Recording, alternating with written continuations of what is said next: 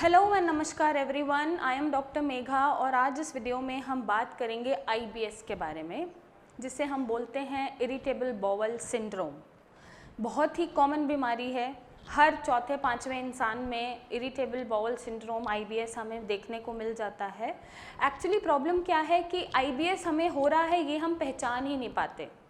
हमारा जो सिस्टम है अंदर, जैसे इंटेस्टाइन है, लिवर है, स्टमक है, वो ठीक तरीके से काम नहीं कर रहा, हम पहचान ही नहीं पाते।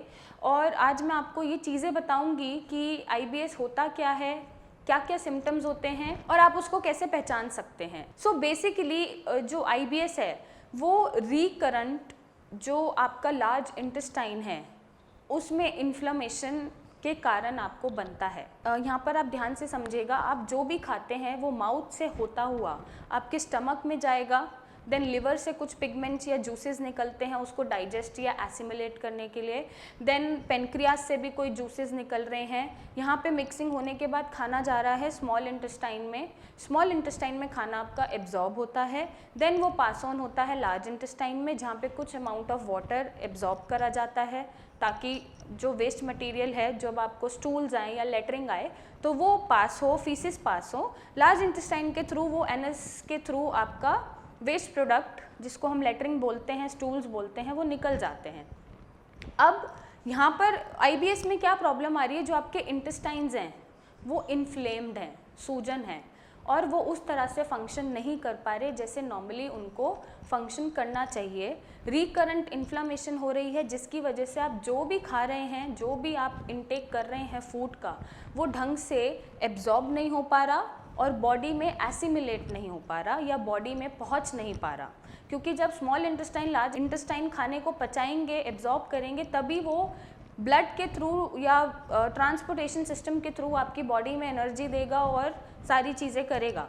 बट जब ये परफॉर्म ही नहीं कर पा रहे, इनमें इन्फ्लेमेशन है या फिर इनका फंक्शन प्रॉपरली नहीं चल रहा, तो आप जो भी एज इट इज़ खाएंगे वो एज इट इज़ आप स्टूल में निकाल देंगे विदाउट एब्जॉर्प्शन एंड एसिमिलेशन।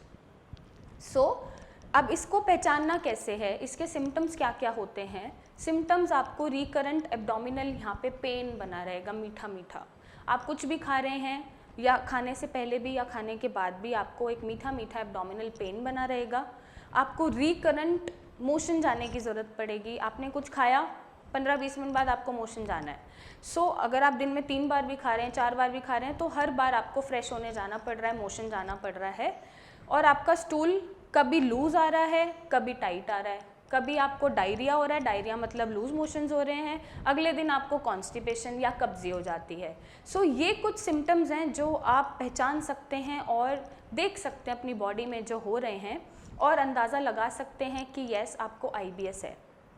और आपको एडिशनल जो सिम्टम्स देखने को मिलेंगे वो इरिटेबिलिटी मिलेगी, आप बहुत चिड़चिड़े हो जाएंगे, आपको हर चीज़ पे गुस्सा आएगा, छोटी छोटी चीज़ों पे आप गुस्सा करेंगे, आपकी एंजाइटी बनी रहेगी, बेचैनी बनी रहेगी, आपको यहाँ ब्लॉटेड फील होगा, यहाँ भारीपन फील होगा, यहाँ पर जहाँ मैं हाथ लगा रही हूँ यहाँ पर एक भारीपन बना रहेगा, ब्लॉटेड बना रहेगा, गैस बनी रहेगी, आपको पैरों में हो सकता है दर्द बना रहता हो, जो हमारी काफ मसल्स होती हैं, घुटने से नीचे जो मसल्स होती हैं, हो सकता है आपको उनमें दर्द बना रहता हो बिकॉज ऑफ द आईबीएस। क्यों? क्योंकि आप जो भी खाते हैं, हम बेसिकली खाना क्यों खाते हैं? ताकि आपको एनर्जी मिले। जब आप खा रहे हैं वो बॉडी में ना ही एब्जॉर्ब हो रहा है, ना ही वो एसिमिलेट हो रहा है, आपको एनर्जी ही नहीं मिल रही। जब एनर्जी ही नहीं मिल रही तो आप चिड़चिड़े भी होंगे, आपको थकावट भी महसूस होगी, आप बहुत जल्दी थक जाएंगे, आपके पैरों में भी दर्द बना रहेगा।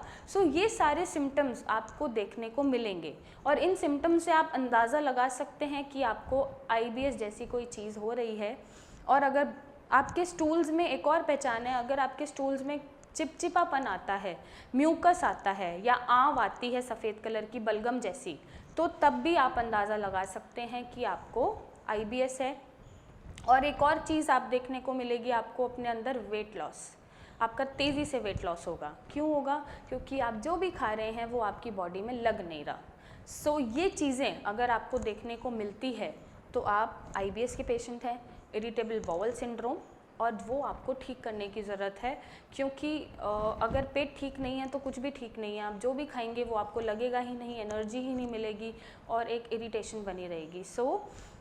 आपको ये चीज़ें पहचानने की ज़रूरत है और एक सही ट्रीटमेंट की ज़रूरत है।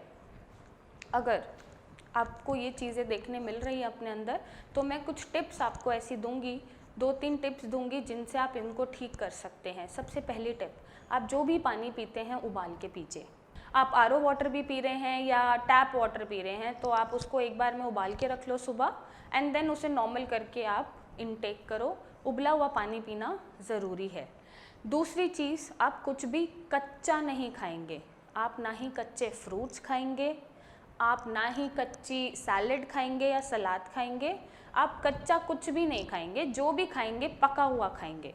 और उस पके हुए खाने को आप 2 घंटे पहले पानी में भिगो के रखो। सब्ज़ी को, रॉ सब्ज़ी को 2 घंटे पहले पानी में भिगो के रखो, फिर उसको आप बनाओ।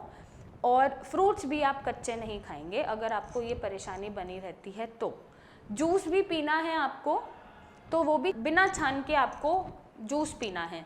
बिना छान के इसलिए क्योंकि छन के उसके सारे फाइबर्स निकल जाते हैं, आउट हो जाते हैं। सो अगर आप बिना छना हुआ जूस भी पीते हैं दिन में एक बार तो वो भी आप पी सकते हैं। अगर आप दूध पीते हैं तो आप दूध गाय का पीजिए या डबल टोन बिना मलाई का दूध पीजिए। आप फुल क्रीम दूध नहीं पी पाएंगे क्योंकि वो लगेगा ही नहीं बॉडी में, एब्जॉर्ब ही नहीं होगा क्योंकि आपका इंटेस्टाइन ढंग से काम ही नहीं कर रहा है। नेक्स्ट जो एक टिप है कि आप थोड़ा थोड़ा खाना खाइए भूख से, क्योंकि भूख भी ऑफकोर्स IBS है तो भूख इतनी लगती नहीं है, भूख भी कम लगती है। सो आप थोड़ा थोड़ा मल्टीपल टाइम्स खाना खाइए। जहाँ आप 3 मील खाते हैं आप उसको 6 टाइम कर दो, बट क्वांटिटी कम। अगर आप सुबह ब्रेकफास्ट कर रहे हो तो ब्रेकफास्ट करके लंच आप खाओ, थोड़ा खाओ, फिर एक 4-5 बजे आप एक मील खा लो, 5-6 बजे या 4-5 बजे जैसे आपका रूटीन होता है। देन आप एक 8-9 बजे डिनर कर लो। देन आप कोशिश करो कि खाने के बाद थोड़ा सा वॉक या फिजिकल एक्टिविटी ज़रूर करो ताकि एब्जॉर्प्शन का रेट थोड़ा बढ़ जाए आपकी बॉडी में और खाना एसिमिलेट हो जाए। सो ये चीज़ें कुछ आप फॉलो करके अपने IBS को 30-40% ठीक कर सकते हैं। तो जब ये ठीक होनी शुरू हो जाएंगी, साथ में ऑफ कोर्स जब अंदर सूजन है आपके ऑर्गन्स में और फंक्शन प्रॉपर नहीं कर पा रहे तो आपको एक ट्रीटमेंट की ज़रूरत होती है साथ में, जो आपको इन चीज़ों से निकालता है। और IBS को परमानेंटली भी ठीक करा जा सकता है। ऐसा नहीं है कि ये बीमारी आपको जीवन भर बनी रहेगी, बस आपको थोड़े से मेडिसिन की ज़रूरत है, सही ट्रीटमेंट की ज़रूरत है, साथ में एक लाइफस्टाइल को मैनेज करने की ज़रूरत है। सो अगर आप बाहर का बहुत खाते हैं तो मत खाइए। पैक्ड फूड, फ्रोज़न फूड जो हमारे बाहर मिलते हैं खाने बने हुए ऑलरेडी फ्रोज़न पैक्ड टिन वाले फूड्स, वो सब आप मत खाइए।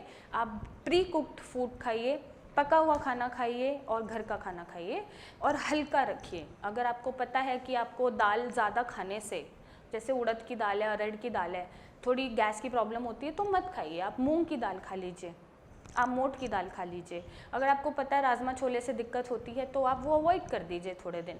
सो इस चीज़ों को फॉलो करके आप 15-20 दिन में अपना पेट ठीक कर सकते हैं और अपनी IBS की प्रॉब्लम को थोड़ा ठीक कर सकते हैं।